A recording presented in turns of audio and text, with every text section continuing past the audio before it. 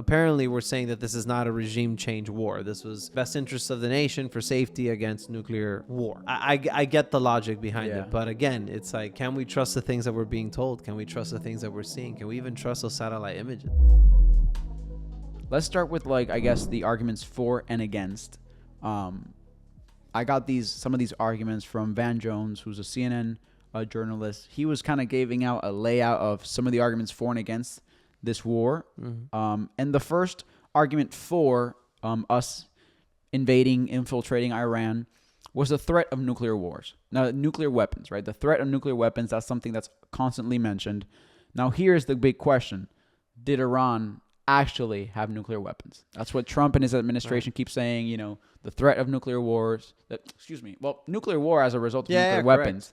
But the question is, does Iran actually have nuclear weapons? Because we've heard this narrative before. We heard it back with Iraq, with Saddam Hussein, and that led to a 20-year war that we just got out of, in 2021? 2022. Like, billions of dollars lost, countless of lives lost. And so the question from both sides is, are we getting into another endless, useless war, right? Because right now, currently, the last I heard was they expect this to continue until September.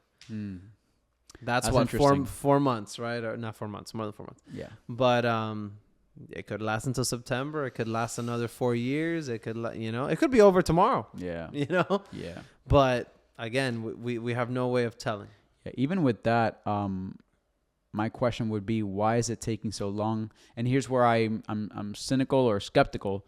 Why would it take us so long if we supposedly have obliterated their Navy, their Air Force? Like, if we've obliterated everything, we obliterated their nuclear weapons back in June. Back in June of last year, apparently there was satellite imagery provided. I'm assuming by the CIA or the FBI, or Mossad or something. Or Mossad, that the Israeli intelligence, that they started seeing satellite imagery that where the U.S. had already bombed and destroyed the nuclear sites. They were starting to build again. There was construction trucks. There was, they were drilling. They were digging. So obviously that raised some concerns. Absolutely. And we were talking about it earlier, and I know the I don't want to say the heart, but I guess the logic behind going after Iran is, we don't want to allow what happened with North Korea, right? North Korea went ahead and created nuclear weapons, and they're virtually untouchable right now, even from the U.S. Yes, we are the superpower. Some would argue that we're not anymore, or the leader of the free world. Yeah.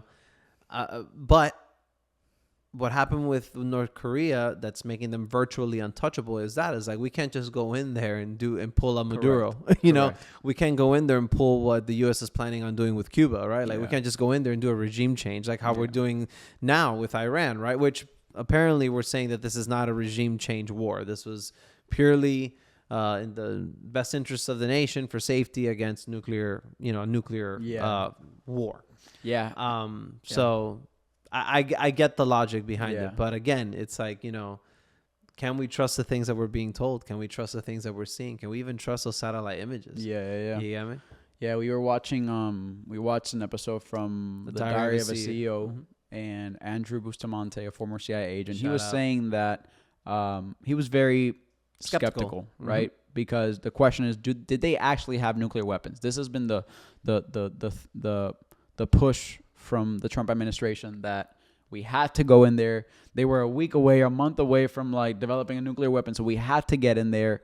And we're not sure if they actually had a nuclear weapon, but what Andrew Bustamante said was that they did violate the IAEA Nuclear Non-Proliferation Treaty. The IAEA is the International Atomic Energy Agency. And so there was a non-proliferation treaty where Iran was supposedly only allowed up to 20% uranium enrichment. That's like 20%, I think, is the limit for civilian use, like energy and whatnot. Correct. Yeah. Apparently, Iran was found violating that limit, that boundary, and was developing or enriching more uranium, which then becomes a concern because it's like, why are you going above that 20% limit of uranium enrichment? Is it potentially you're trying to develop a nuclear weapon and you're not telling us? So that is a very real possibility. Right. And so that's, even though Andrew Bustamante was very skeptical of the whole war with Iran, he did point out, right, that like they did violate that treaty in the past. Correct. So have they lied about their intentions in the past? They have. So that's very real, right? If you think that there was any possibility for Iran to develop a nuclear weapon, you're falling on the Trump side, the Trump camp of like, we had to attack Iran. Correct. And why as well? Because Iran has been chanting death to America for years. Right. And one of the easiest ways to, if you see America as your enemy, you want to take them out, a nuclear weapon, unfortunately, is probably one of the best ways and to now do so. the question lies in, why has Iran for so long? We discussed it just earlier, right? Like, why has Iran for so long been chanting death to America? Even Charlie Kirk had brought this up, right? Charlie Kirk himself said that it's like, we're the ones that radicalize them. It's because of our meddling, because of our influence, because of what we did in Iraq for so long, and because of the Diary of a CEO, they dive into the history of like the Shah, the IRGC, how they came about, and it was that again, the UK and the US had a lot of meddling in the politics of, and that's a fact, right? Like they started like in the 50s, I believe. Post World War II. Post World War II, yeah. We had a lot of meddling to do with the politics in Iran. And then that's where the supreme leader, he came up and he was like, hey, why are we like letting another foreign country, influence us so much? We are our own country. We're our own sovereign nation. Like, why do we need, Yeah. So that's where the death to America started,